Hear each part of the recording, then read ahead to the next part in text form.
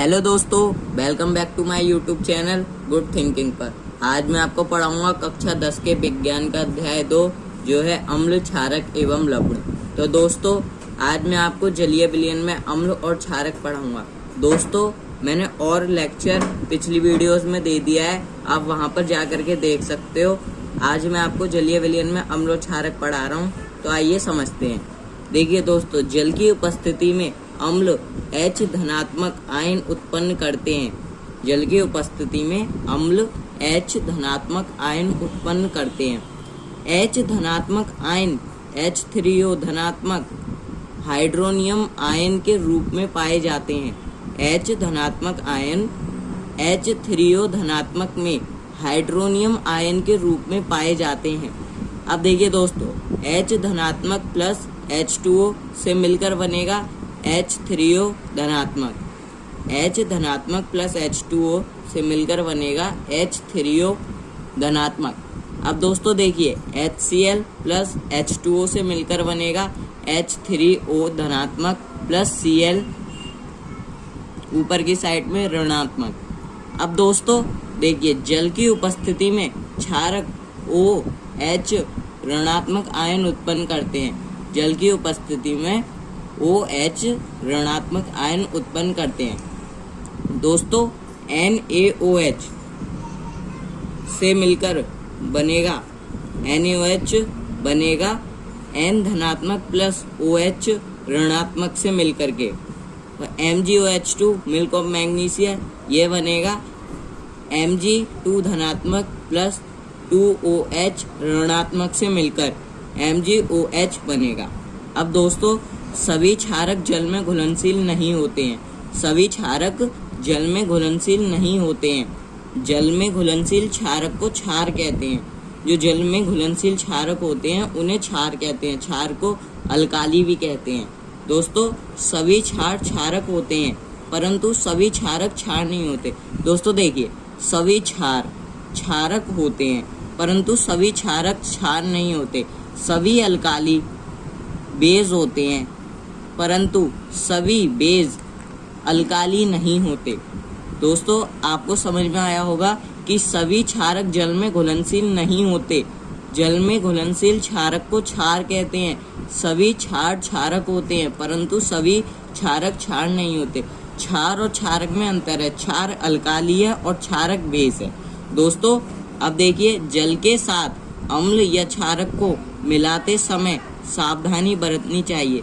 जल के साथ अम्ल या क्षारक को मिलाते समय सावधानी बरतनी चाहिए।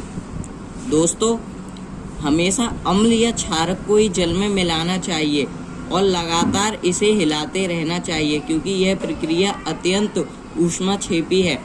अम्ल में जल नहीं मिलाना चाहिए, क्योंकि इससे एक्सपेरिमेंट फेल होकर के टूट सकता है कांच का बीकर। हमेशा जल में ही अम्ल को मिलाना चाहिए और बीकर को, कांच के बीकर को थोड़ा थोड़ा हिलाना चाहिए, जिससे हमारा एक्सपेरिमेंट फेल नहीं होगा और हमारा अच्छे से हो जाएगा एक्सपेरिमेंट। अम्ल को ही जल में मिलाना चाहिए और कांच के बीकर को हमेशा हिलाते रहना चाहिए। दोस्तों आपको समझ में आया होगा कि जल के साथ अम्ल या क्षारक को मिलाते समय सावधानी बरतनी चाहिए। हमेशा अम्ल या क्षारक को ही जल में मिलाना चाहिए और लगातार इसे हिलाते रहना चाहिए, क्योंकि यह प्रक्रिया अत्यंत ऊष्माक्षेपी है। दोस्तों अब देखिए, यदि हम जल को अम्ल में मिलाएंगे तो ये तो मिश्रण तो हमारा फेल हो जाएगा, जिससे कांच का बीकर टूटेगा और इसमें से अत्यंत ऊष्माक्षेपी प्रक्रिया निकलेगी। दोस्तों यदि अम्ल को जल में मिलाएंगे ये सही है, और कांच के बीकर को हिलाते रहना है, तो हमारा एक्सपेरिमेंट बिल्कुल सही होगा। तो एक बार और दिखा दूं कि जल को अम्ल में नहीं मिलाना है। जल को अम्ल में नहीं मिलाना, अम्ल को जल में मिलाना है। अम्ल को जल में मिलाना है। ठीक है, आपको समझ में आया होगा। अब दोस्तों देखिए, सांद्र अम्ल में जल मिलाने पर उत्पन्न हुई ऊष्मा के कारण मिश्रण असफलित होकर बाहर आ सकता है तथा आप जल सकते हैं। साथ ही अत्यधिक स्थानीय ताप के कारण कांच का पात्र भी टूट सकता है। तो मैंने आपको बताया था कि मिश्रण फेल हो सकता है, और देखिए मिश्रण असफलित होकर बाहर आ सकता है तथा आप जल सकते हैं। साथ ही अत्यधिक स्थानीय ताप के कारण कांच का पात्र भी टूट सकता है। अब दोस्तों देखिए, जल को अम्ल में डालने से मैंने आपको बताया था मिश्रण असफलित होकर बाहर आ सकता है। दूसरा, स्थानीय ताप के कारण कांच का पात्र टूट सकता है। तो दोस्तों मैंने आपको बताया था कि जल को अम्ल में नहीं डालते, बल्कि अम्ल को जल में डालते हैं और कांच के बीकर को थोड़ा थोड़ा हिलाना चाहिए, कांच के पात्र को।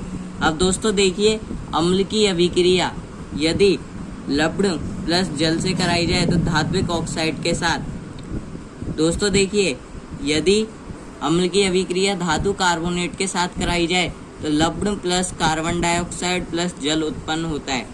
यदि अम्ल की अभिक्रिया क्षारक के साथ कराई जाए तो लवण प्लस जल उत्पन्न होते हैं। और यदि अम्ल की अभिक्रिया अम्ल प्लस धातु से यदि अम्ल की अभिक्रिया धातु के साथ कराई जाए तो अम्ल प्लस धातु से मिलकर लवण प्लस जल बनते हैं। दोस्तों, अम्ल की अभिक्रिया यदि धातु बाइकार्बोनेट के साथ कराई जाए तो लवण प्लस कार्बन डाइऑक्साइड प्लस जल बनते हैं। तो आपको समझ में आया होगा, यदि अम्ल की अभिक्रिया धात्विक ऑक्साइड के साथ कराई जाए तो लवण प्लस जल, लवण को सॉल्ट कहते हैं, जल को वाटर कहते हैं, H2O मान के चलो। दोस्तों, अम्ल की अभिक्रिया यदि धातु कार्बोनेट के साथ कराई जाए तो लवण प्लस CO2 प्लस जल उत्पन्न होगा। लवण को सॉल्ट कहते हैं, CO2 को कार्बन डाइऑक्साइड कहते हैं, कार्बन डाइऑक्साइड, और जल को H2O मान के चलिए आप। दोस्तों, अम्ल की अभिक्रिया यदि क्षारक के साथ कराई जाए तो लवण प्लस जल उत्पन्न होगा। लवण सॉल्ट कहलाता है, जल H2O कहलाता है, मतलब वाटर कहलाता है, लेकिन हम इसे कहेंगे H2O। दोस्तों, यदि अम्ल की अभिक्रिया धातु के साथ कराई जाए तो अम्ल प्लस धातु से मिलकर लवण प्लस H2 हाइड्रोजन बनेगा। दोस्तों, अम्ल की अभिक्रिया यदि धातु बाइकार्बोनेट के साथ कराई जाए तो लवण प्लस कार्बन डाइऑक्साइड प्लस जल बनेगा। देखिए, लवण को सॉल्ट कहते हैं, CO2 को कार्बन डाइऑक्साइड और जल को H2O कहते हैं। और दोस्तों, आपको समझ में आया होगा।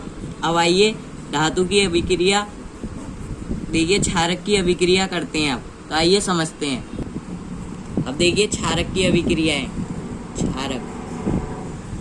दोस्तों देखिए, क्षारक की अभिक्रिया यदि अधात्विक ऑक्साइड के साथ कराई जाए तो लवण प्लस जल उत्पन्न होगा। लवण को सॉल्ट कहते हैं, जल को वाटर कहते हैं, लेकिन H2O कहेंगे हम।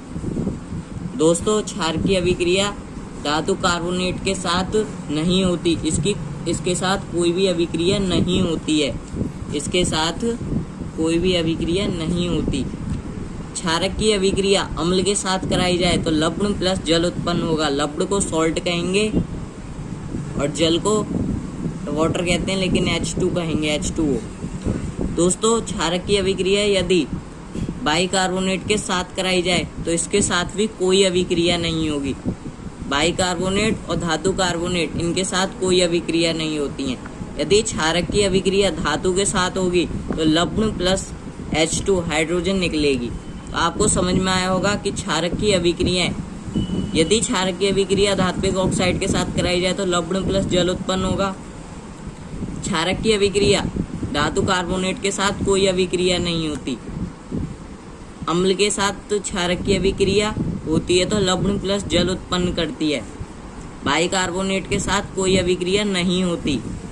धातु के साथ लवण प्लस H2 हाइड्रोजन उत्पन्न करती है। तो आपको समझ में आया होगा कि अम्ल की अभिक्रिया और क्षारक की अभिक्रिया।